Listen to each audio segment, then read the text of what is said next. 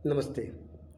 शब्दों को ईश्वर का चश्मा लगाकर देखना और शब्दों को भाषा या समाज का चश्मा लगाकर देखना, बहुत बड़ा रगड़ा, बहुत बड़ा झगड़ा इसी बात से पैदा होता है। हम लोग चूंकि शब्दों को भाषा का या समाज का चश्मा लगाकर देखने के आदी हैं, इसलिए हमारे जीवन में बहुत तनाव है, बहुत तरह का वैमनस्य, मनमुटाव, लड़ाई झगड़ा, उपद्रव है। अगर उन्हीं शब्दों को हम ईश्वर या अस्तित्व का चश्मा लगा करके देखते, ईश्वर या अस्तित्व के चश्मे से उन शब्दों को देखते, तो हमें कुछ बड़ा अलौकिक दिखाई देता। जानते हैं क्या दिखाई देता? ईश्वर के शब्दकोश में सारे शब्दों का अर्थ एक होता है, सारे शब्द एक दूसरे के पर्यायवाची हैं। इस बात को ध्यान से आप लोग सुने। जीवन में जिया हुआ यह चीज़ है, ऐसा नहीं है कि वैसे ही बोला जा रहा है। वास्तव में जब आप अस्तित्व की निगाह में ईश्वरमय हो करके किसी भी शब्द जैसे दोस्त या दुश्मन, अपना या पराया, लाभ या हानि, जब दोस्त या दुश्मन इस शब्द को जब ईश्वर की निगाह से देखेंगे तो क्लियर यह दिखाई देगा कि चूंकि दोस्त, जो मेरा दोस्त है, वह भी ईश्वर के ही शरीर का अंग है, जो दुश्मन है वह भी मेरे ईश्वर के शरीर का ही अंग है। तो जब दोनों के दोनों ईश्वर, खुदा, गॉड, परमात्मा या मेरे ही संपूर्ण शरीर के अंग हैं, मेरे ही संपूर्ण शरीर या ईश्वर के ही संपूर्ण ताकत से चल रहे हैं, तो वास्तव में दोनों में कोई फर्क नहीं है। अब दोनों का रंग, ढंग, क्रियाकलाप तो अलग अलग होगा ही, दोनों का विचार तो अलग अलग होगा ही।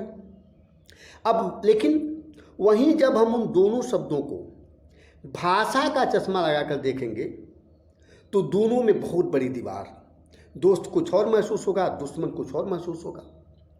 बहुत बड़ी दीवार, बहुत बड़ा वैमनस्य, बहुत बड़ा मनमुटाव, बहुत बड़ी दुश्मनी। तो मित्रों, अब बात यहाँ आती है कि वास्तव में हमें क्या करना चाहिए।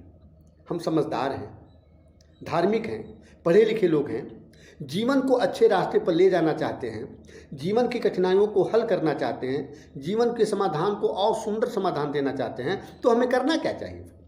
हमें वास्तव में मित्रों रुक करके बात सुनिए, समझिए, ध्यान से समझिए, मंथन करिए, देखिए कि जी हुई चीज़ें आपको किस तरह से कितना प्यारा से प्यारा संकेत दे सकती हैं। हमें यह करना चाहिए कि जो भी हमारे शब्द हैं, जो भी हमारे जीवन में आता है, जिन भी शब्दों से हम रूबरू होते हैं, सभी शब्दों को ईश्वर या अस्तित्व का चश्मा लगा करके देखें।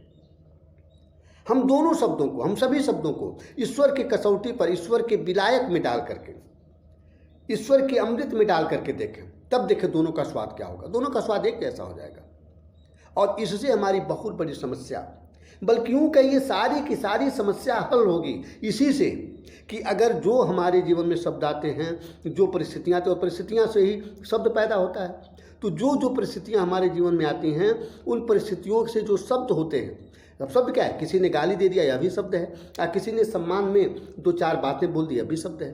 दोनों शब्दों को हम ईश्वर का चश्मा लगा करके देखें, मित्रों, जीवन में चमत्कार हो जाएगा। और मैं बार बार निवेदन कर रहा हूँ आपसे इस बात के लिए कि ऐसा अगर आप करेंगे तो आप अपना ही बहुत बड़ा फायदा करेंगे, अपना। और अध्यात्म का मतलब है कि हर व्यक्तिगत को संपूर्ण से जोड़ देना, हर व्यक्ति के जीवन को इतना अमृत से भर देना, इतना अमृत से भर देना कि जीवन संपूर्णता का एहसास कराने लगे। तो मित्रों, यहाँ हमें शब्दों के प्रति सचेत रहने की जरूरत है। और सचेतता बस इसी बात की कि जो भी शब्द हमारे जीवन में आ रहे हैं, जिन शब्दों से भी हम रूबरू हो रहे हैं, सारे शब्द हमें ईश्वर के शब्दकोश से, ईश्वर के घड़े में, ईश्वर के अमृत में डूबे हुए नजर आने चाहिए। बहुत बड़ा फायदा होगा। इन चीज़ों को आप जिएं, अपने जीवन में उतारें।